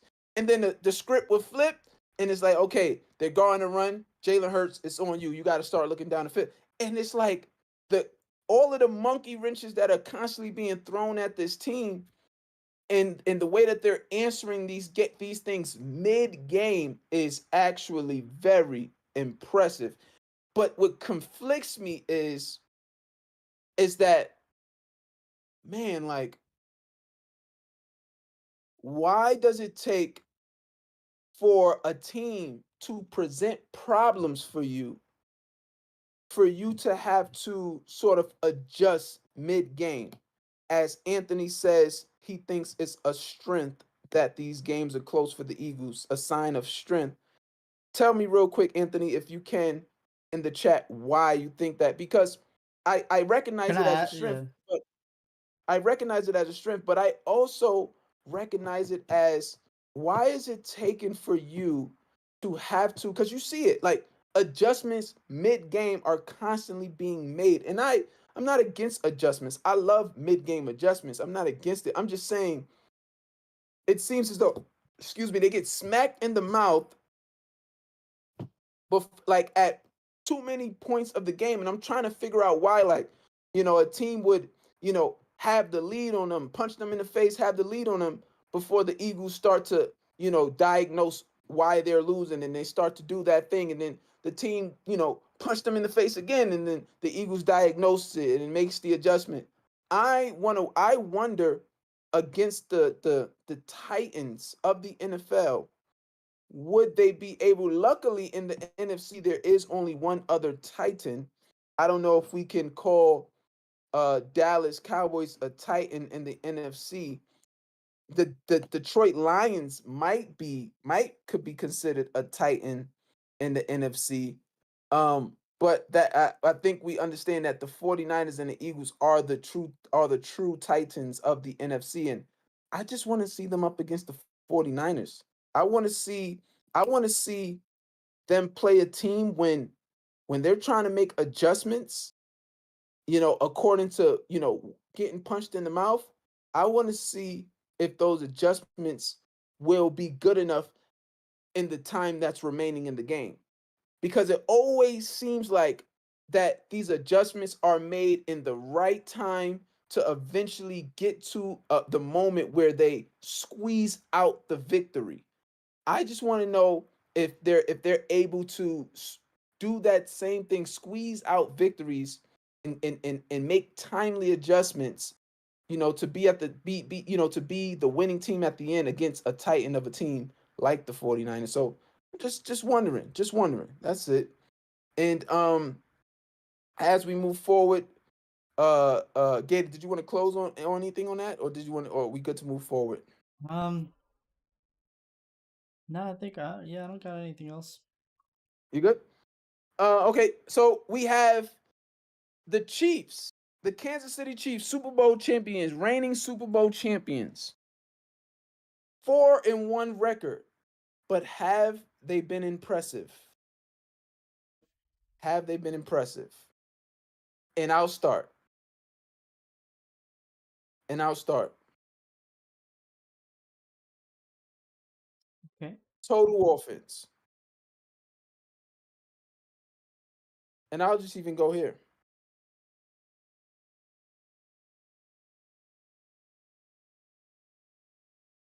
Offenses are averaging 300. Is that plays? Let me get to these averages. Where are these averages at? Give me a moment while I get my averages right for this team for the Kansas City Chiefs. Man, where are these averages? Okay, I think interceptions, average, pass completions. I don't have the averages. Do you have the averages pulled up? Because For the essentially Chiefs, what I was going to get at, I know what I was going to talk about, so I'll just talk about what I was going to talk about. Essentially, what I was going to get at is the averages don't look great. I mean, the offensive production looks looks looks bad. I mean, all right, dragging with the bad word. It doesn't look to the Kansas City Chiefs standard. It just doesn't. It doesn't averaging look to the Kansas City 331 Chiefs yards a game. total yards per game. That's passing and combining. Patrick Mahomes was doing that on his own, and I think that's the note that I want to notate is that Patrick Mahomes was doing that on his own. He's averaging 300 yards a game on his own. You know what I mean? And it's just like you got to think 300 passing yards per game over 17 games. What is that? 1,700, 5,100. He just threw for 5,000, yards last season. I mean, he's averaging. So for your total offense now to be averaging that, on top of that, you're now more. You see that they're more relying on the run game now. I'm concerned. Like I'm concerned for the. To me, they haven't been impressive. They blew out the Bears, which they were supposed to do. They struggled against the Zach Wilson led Jets team. Um, they were tooth and nail with the Minnesota Vikings, who we know is we have already They're identified as not a horrible. horrible. We They're not identify horrible. them as we identify them as bad. We identified that. We already seen their receivers choke against the Lions. We already seen them in a heated contest with the Jacksonville Jaguars. All I'm saying is the numbers don't add up for me to feel as though I am scared of the Chiefs any longer. Like especially offensively. Offensively, of course you got my homeboy, and if you got my homeboy, you got a chance. I get that, but to me, that's what it feels like right now. It feels like this offense, because they have my homeboy, they have a chance. Versus before, what it felt like was they had my homeboy in company. They had guys that were stepping up, making plays, you know, doing like the offense looked great. The system looked great. You got Matt Nagy, is the offensive coordinator now who just lost his job in Chicago, who's running the offense now for Andy Reid. No more Eric Bieniemy. Eric Bieniemy is offensive coordinator for the Washington Commanders. So it's like it's new. There's newness going on. There's less talent around Mahomes going on, and so I wish we had Chima in here and other Chiefs people to help me understand. Am I what I'm feeling about these Chiefs? Is it real? Like do the Chiefs fans feel the same way, or other analysts like Gator? Do you feel like what have they been impressive? They to you? haven't been impressive. Definitely not. They're not like we're not. It's not the same Chiefs team that we've come like known to see. Definitely Okay, not. so I see that. Okay. But I mean, the Chiefs don't have to be impressive, especially right off rip. The Chiefs tend to get better and better as the season goes on as well. Not so much like they're playing bad, but like Travis Kelsey's banged up a bit. He's definitely not at full strength. Um, they did lose. They did lose some receivers. But there's talks about them getting McCall Hardman back. I think that would really be beneficial um to that team because he did stretch. They don't really have somebody to stretch the field like that. Um, it's definitely not impressive, but they're finding ways to win. They're finding ways to win. That's what you do in the National Football League right now. I think they're the number one seed in the AFC. So it might not be impressive the way they're doing it, but they're getting the job done. Okay. I All right. agree with So everything you said. Really, it's not like mind-boggling numbers this year. But Patrick Mahomes is still on pace to throw for 4,200. So he's in still 17, in 17 games. that's that, No, no, but you're a top tier guy. that's These top still a shit ton these of top yards. these top tier guys are eclipsing 46, 4,700 in their sleep right He's not. now. It's not like he's turning the ball over though. I think he had two interceptions against the Jets, so He's two in not. one game. He's got 10. He's He's got 10 interceptions. I mean, he's still throwing. He's still got 10 touchdowns, um, and he's leading the MVP race right now. So he's number one on FanDuel for the MVP. So I mean, is he? uh, yeah, he's number one after the Josh Allen performance in London. He's not Josh Allen ain't the favorite no more. Wow. News to me. Yeah, so Wow. it's not impressive, but they haven't had to be yet. Okay. Jets, Bears, Jaguars, Jets, Bears, Jaguars, Bears, Jets, Vikings. You don't really. Patrick Mahomes doesn't have to do too much to win those football games. They're leading a little more on Isaiah Pacheco this year. They're running the ball, I think, a little more than they normally do. They're like really controlling the clock. Kansas City, I've noticed lately. Instead of like hurry, like let's move the ball as quick as possible. They're controlling the clock already, so they might be dominating in a different way. They're playing good defense and controlling clock. So maybe they're just Like going about it differently this year. And similar to what the Eagles are looking like and doing. That's what you're maybe, saying? yeah, maybe.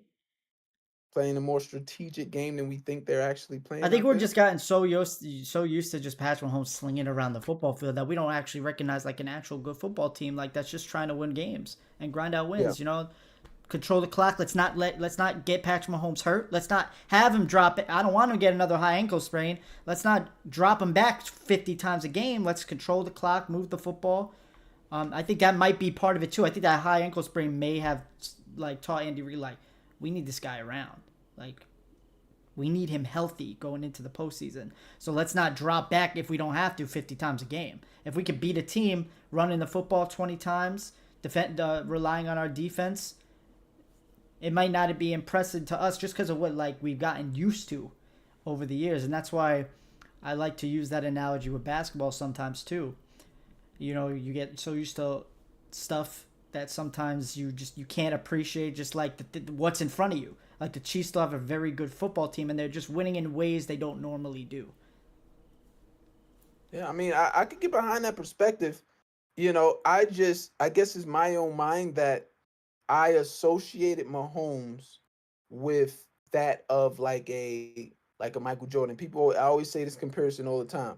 Like like Michael Jordan, the like his flash, like his appeal to the eyes, like was so gravitating. Like, and that's what gives Jordan, his name, his title, his what we see him and saw him as a player was the flash in which he played the game with, how he played the game, and I thought that that's what I was going to get from Mahomes his entire career. Like I was just enjoying newness, enjoy like when Jordan came into the league playing that way, it was like, what are we witnessing right now? This we've never seen this before, and that is what the feeling Mahomes gave me, unlike any other all-time great ever, like Joe Montana. Tom Brady. None of these guys gave me, what Mahomes is doing, that feeling. And so I think if Andy Reid allowed him to do that, you probably would see that. I just don't think that's the style they're playing this year. maybe, yeah, and that's that. It's just that I thought that that was just who he was, his game, and what he was going to give us for his career, period. And so I can Yeah, get but behind what you're you saying. do know. I think you're right. In your aspect, like I would have drafted Patrick Mahomes #1 quarterback in fantasy, but if I knew thinking he's thrown for another 5,200 yards, but we can own like the coach is in control of that. I think if he really if Andy really lets Patrick Mahomes sit back and throw the ball 40 50 times 30 50 times a game 30 40 times a game, it probably would happen. It probably would have. He's still averaging 250 a game. It just seems like they're not. I'm actually interested. I'm probably gonna do some research on that. I want to see how much the Chiefs are throwing this year and running the football compared to last year and compared to other Patrick Mahomes years, because that really might be the simple answer to this. Yeah, yeah. Okay. Um, as we move on, and Gator, shoot, let's you and I have fun with this. Throw the graphic up. Let's have fun with this. I don't think you might have been able to see Tracy McGrady play. You probably saw some Tracy McGrady, right? No, I definitely did. Hopefully maybe you took some time to do watch a couple highlights of James Worthy and T Mac, but throw that graphic up on there, and you and I are going to go ahead and get into this. It don't got to be the whole 15 minutes, but I think we should definitely enjoy this and get into this old school versus new school segment. And today on the ballot, we have two Hall of Famers. Of course, is more than likely always going to be Hall of Famers. Sometimes it's not. We had Tim Hardaway versus Kyrie Irving, not too long ago. But in this case, we have two Hall of Famers, Tracy McGrady or James Worthy. Now, let's understand something. There are a lot of Showtime fans out there. There are a lot of big game James Worthy fans out there that would say this question is blasphemous.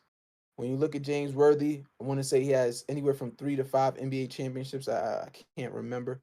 Um, but I have to have there needs to be some pushback that exists in my bones here. I mean, Because you want me to start, and because you're gonna have the actual knowledge about this, let's get just a casual stance on this. Just looking at the numbers, it's not even close. Just looking at the numbers, I know there's a lot more that goes into that. I'm taking Tracy McGrady. I mean he's averaging more rebounds for his career. Um, the same amount of assists for his career. Plays better defense, it appears. He's a better defensive player, it looks like, and he averages way more points than James Worthy for his career. Now I know the game is different. There wasn't many players just dropping nukes like 32, averaging 32 a game like T Mac no, was no, no, back. they were. Oh, you talking about T Mac? In T Mac's Yeah, era? when T Mac, yeah. No. I'm talking about James Worthy's era. Like James Worthy's era, they were dominant scorers. Absolutely, were dominant scorers. That's why this one is a little more close than some may no, I don't think even to think me. it's close. Then just based on number, he wins in every statistical category. So tell me why people would think James Worthy. Why would tell me? Because it looks like you're gonna pick T Mac, but let's give some love to James Worthy. Why would the opposite say James Worthy is better than Tracy McGrady? That's a good way to The put this. reason the reason why they would say it's not even close is because of I mean, and we can look this up real quick.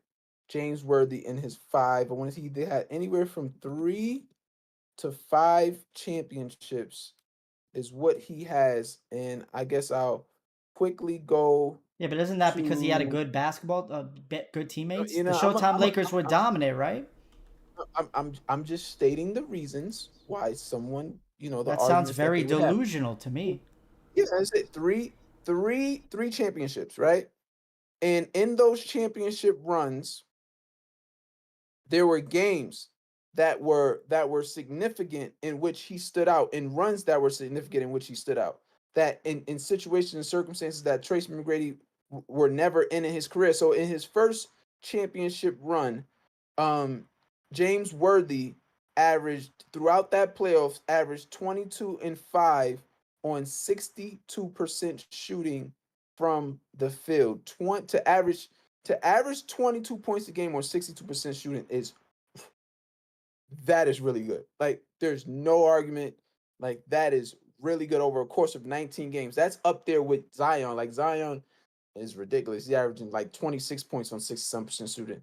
It's absolutely ridiculous. Like big men who shoot the So ball one like could four argue. times. I get what you mean. So one could argue if James Worthy took more shots, his numbers would probably look better than Tracy If McGrady. if he The wasn't field if goal he wasn't percentage is drastic. if he wasn't with the stacked roster that he was, Okay. if he was by himself throughout his career like T Mac was, he would have had to take more on a scoring role.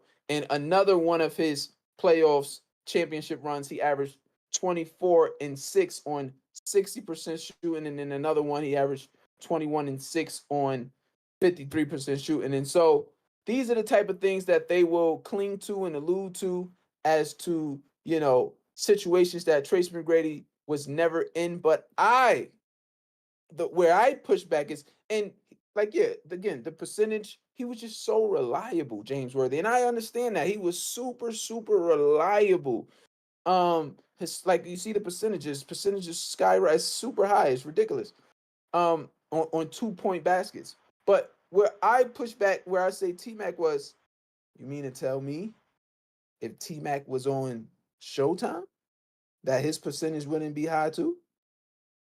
Is that what you're saying here, trying to tell me this dude averaged 27, 26, 32, 28, 26, 24, 25? Like T Mac was a cerebral scorer.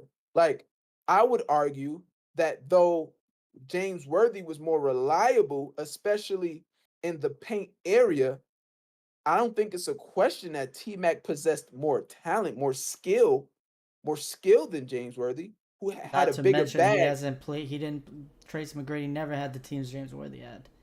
Not even comparable. He had a bigger bag than James Worthy. Could shoot the three, could post fade, could shoot off the dribble, could get to the rim, could dunk on everybody standing in the lane. Like he had a bigger bag than James Worthy. James Worthy seemed to me on film like he did a lot of picking his spots. Like just a really smart basketball player who played alongside other smart, like you got James Worthy, Magic Johnson, and Kareem on one team. Do you know how much basketball know-how is on one roster? Like so to fit in for James Worthy on a roster that was loaded like that with Byron Scott doing a lot of the scoring also in those championship runs. You also have Michael Cooper along tied to that team with a lot of those championship runs. So it's just like for Michael Cooper to pick his spots as talented and good as he was, to be in a position where you got to simply pick your spots as to where you wanted to go about, how you went about executing, getting open, being a vital piece for the Los Angeles Lakers. I just think, you know, it was done in a role playing fashion. Not that he was as good as a role player, not that any role player was better than James Worthy. I'm not alluding to that. What I'm alluding to though is he went about the success of scoring and being successful in the NBA in a role playing like fashion.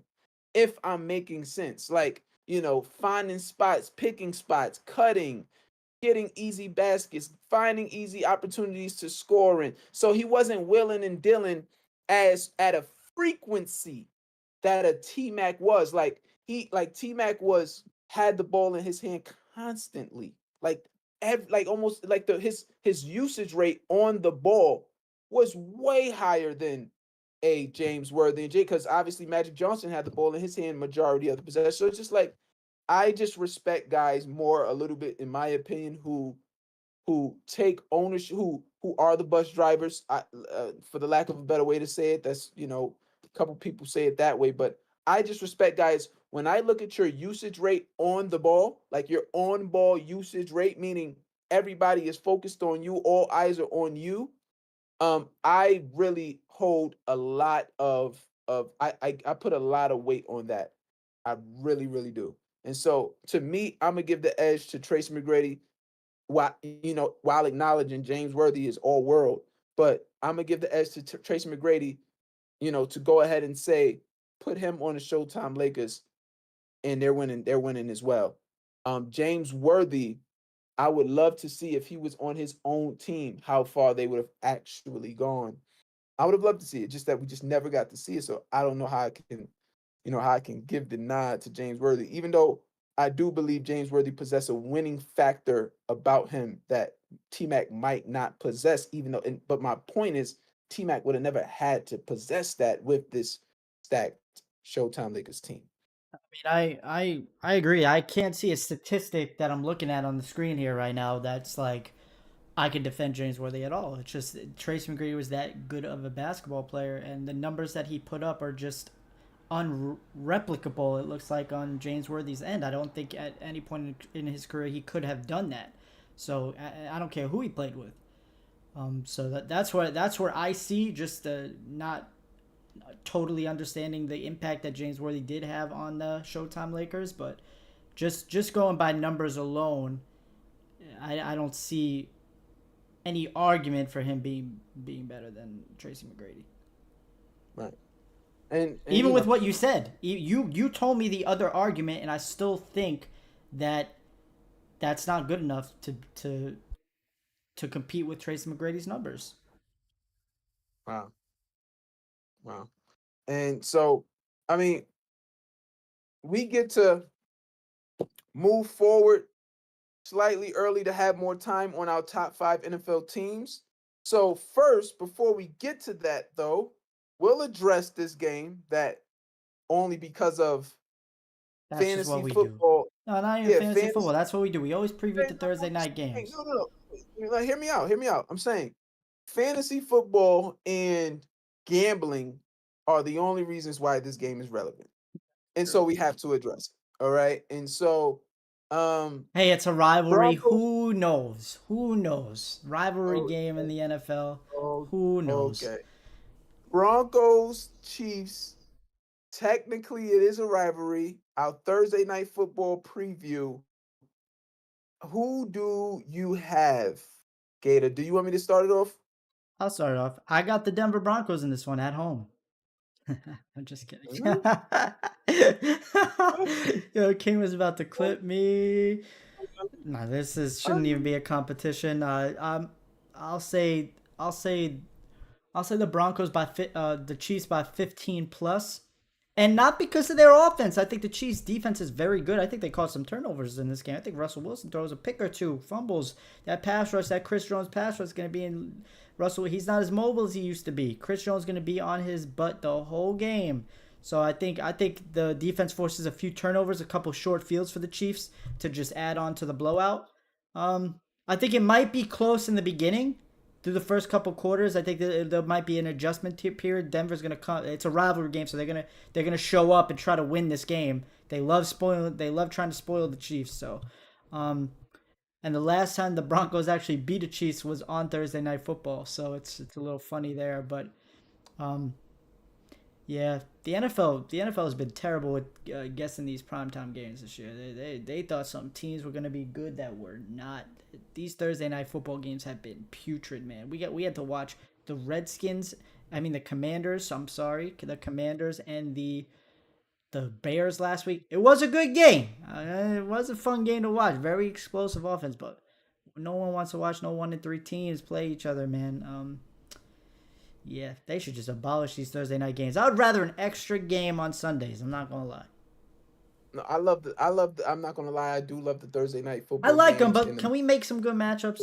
Can we make some good in the middle of the matchups? week. I Like will prime say time. though, I will say though, and I will state reasons. This is a trap game for the Chiefs. This is certainly. I'm getting trap game vibes for the Chiefs this week, To week cover 6, or win at Thursday all? night. Trap game for the Chiefs. Here we go. I'm not gonna. We got predictions on. Oh no, this is where we got to make Oh, this and prediction. I fact checked you. I knew you took the Commanders. I went back and fact checked you. You Did took the Commanders and not the Bears. You said Did the I? Bears are full tank for Caleb Williams. Commanders easy. That's what you said. Wow. Okay. I had to So you fact take check you. I that. gave you that L. Okay. Whatever. No, Whatever. we'll make our Anyway. prediction. We have to make our predictions now because the show is until Friday. So This game. I So got the that's what I'll Chiefs. do. So we got the Chiefs. So I'll go out there on a limb and I'll do it on national TV.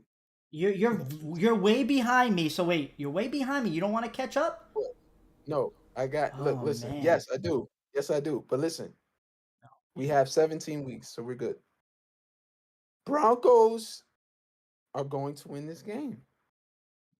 This is a trap game for We the couldn't even Chiefs. beat the Jets. Let me explain why. Let me explain why. Short week, rivalry game. Listen, hear me out. Maybe no Travis Short. Kelsey. You might have that. I don't No know. Travis I'm just Kelsey. saying. Short week. Short week. You got to think about the matchups because a lot of football, what people miss in football is these matchups are truly predicated on the coaches. Like the product on the field or what the product is doing on the field, like the X's and O's part of the game. Yes, we're fascinated by the product. We're fascinated by the players. Fascinated by the players. Like what they do within the system makes the system 10 times better. I will never argue that.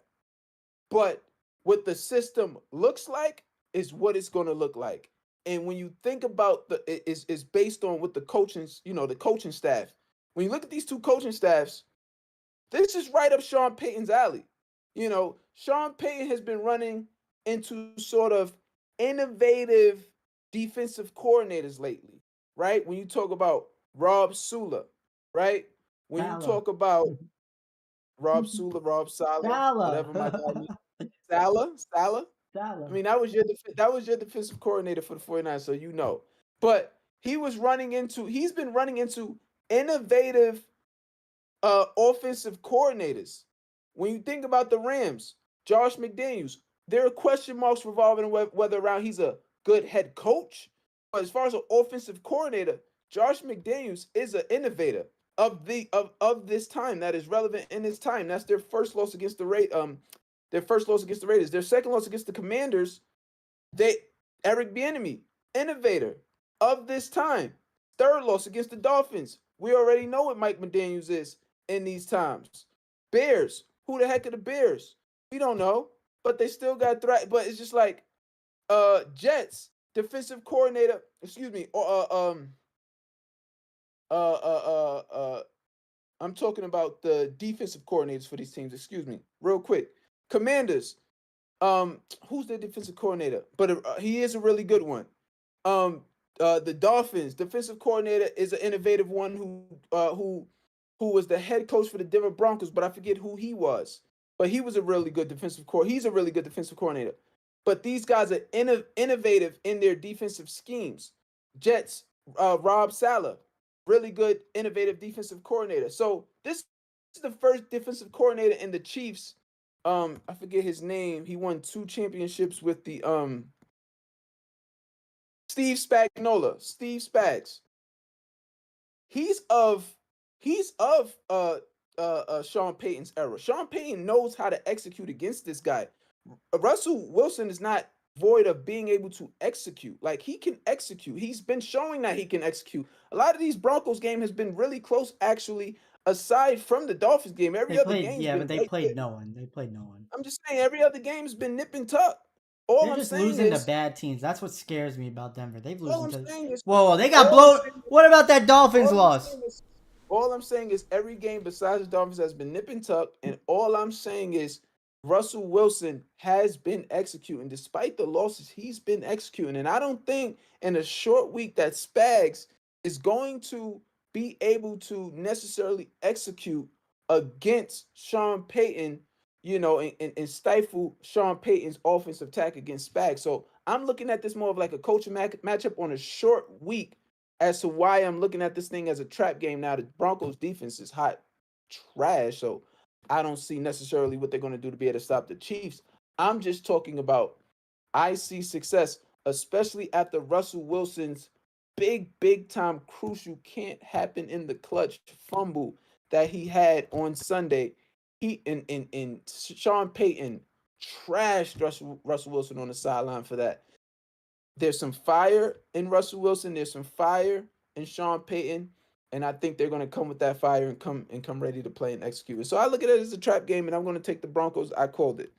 Um, top five, top five, top five, top five, top five, top five, top five NFL teams in the National Football League. Top five NFL You want to go teams. first? You want me Who to go first? who are they? Let me take the floor. I'll go first. I'll go first. Get this over with. Um, and it's gotten tough. It's gotten It's tough gotten tough, because but do you know your five before? Because I want a quick list so I can the clip. Do you know your five? uh Because I know my five. You want me to go first? yeah, I'll go first. I'll give Okay. you my five. 49ers are sitting at one for me. At two, I'm gonna put the Philadelphia Eagles at two, and then I'm gonna go ahead and put the Kansas City Chiefs at three, and then I'm gonna go ahead, give the Bills a pass, put the Bills at four, and then I'm gonna go ahead and put the Dolphins at five. What is your top five, Gator? It's funny because I don't think it's tough then. I think this week was actually really easy. But let me. I got the Niners at one. I do have the Eagles as two as well, and then I also have the Chiefs at three. We have the same exact top three, so I don't. If we both have the same three, I don't think it's that difficult of a rating. And then I got the Dolphins at four and the Bills at five. I think that they're 3-2. The Bills are 3-2. Like the Bills are 3-2. I can't say Only they're reason why I say they're the Bills for close. me, the Bills beat the Dolphins. You know what I mean? And so Yeah, but that's why. I'm putting everything into consideration here. I think the loss of their defensive players really does hurt. They had Tre'Davious White and Matthew Judon. I mean, not Matthew Judon, Matt Milano in that Dolphins game. So I don't know if they play tomorrow, if that same outcome would happen. I can't. We'll see when they play again in Miami. But that's my Mhm. top five for right now. I'm also very close, very very close, from doing this. Bills out of the top five, Lions in. We have to start appreciating those Lions. Um, I don't think the Lions could beat the Bills though, I, head to head. I I don't think either. I don't either. But I do not want to play that team. That's all I'm gonna I say. think They're that's what six. They're six I for was. me right now. They're six for me right now. If the Bills or the Dolphins lose another game in these upcoming weeks, the Lions could definitely slide into that top five. That's That's the what I was. only. That's the only logic. I mean, a lot of these teams like they're. To be honest, that is the clear top five teams. There's no like besides the Lions right now. There's no team even close to the outside. I mean, no. There's Give a me a case for team. Give me a Seattle. team. There's a case for Seattle sitting I at don't three think and so. one They're not better. They're not better than Dallas, and they're not better with than one loss. Dallas. Nah, whoa, they're better than that. Like they're They're not showed me better that than they're better than Dallas. with only they beat the Lions. Let's understand that Seattle beat the Lions, and so with Yeah, the Lions gave up that game, but okay. They were up I 10 in don't the I, fourth. They were up 10 in the I fourth. mean They I don't kind of look. controlled and dominated that game, but it's okay. I, All I'm I saying is understand that. Seahawks are making a case to be one of the good teams and break the top teams in the NFL. Also, they're making a case. They're making a case. They They're are like 8. they They're are 7 they or are 8. They're they 7 or are 8. carrying they are carrying the momentum from last year. Same with the Detroit Lions. They both two teams are doing that are doing a really good job carrying the momentum that they had Like from the last year Chargers into this better. season. I like the Chargers a little bit I better. don't think the Chargers are better than Seahawks. I I think don't. they are, man. I can't agree with that. I The can't agree with Seahawks that. wins have been poor. They've only beaten the only decent team they've beaten the Lions, and they probably should have lost the game, but they did pull it out. Yeah, I love that victory. And then they got, and then Our they top really five got a is chance. basically They the really got a same. chance to creep up because they got the Bengals against a hampered Joe Burrow. Then they got the Cardinals, so they got a chance. So it just I don't know. I like what I'm seeing from the Seahawks this year so far. But the I'll Lions, put them at of course, 7 or 8. The Lions, I would. So yeah, you're saying, do you that's think what the I'm saying. That's Seahawks are what I'm saying. better than the Lions? No, no, absolutely not. I'm just They saying beat them. they are like you said that these six teams are the only six, and I just tried to just throw another team in there. You know You what know, I I'm mean? just curious though. Who would your sixth be? The Lions or The Seattle? Lions. No, the Okay. Lions. Lions. I was just Even though saying, Seattle beat them in Detroit. yeah, Okay. absolutely. So these are So the top five NFL teams, which I don't think there's much dispute about. But when we post we it just on social the medias, only difference that we had was it's the 4 Dolphins and 5. and the Bills. Yeah. So when we post this on socials, we'll see the feedback that that we get, that the world gives. And yeah, I think that's a wrap, and that is another beautiful show, another beautiful sports show. Thank you for those that were live and popping in the chat. Thank you, and that was a lot of fun. Always do that. Hopefully we have some, guests on the show next show, but we held it down yet again, and the topics were juicy. They were amazing. They were fun. Two new segment additions, and it was a lot of fun. I actually enjoyed today's show. What about you, Gabe? Yeah, I enjoyed it as well. I think we I don't even know what I was gonna say. I lost my train of thought, to be honest. It was a fun show.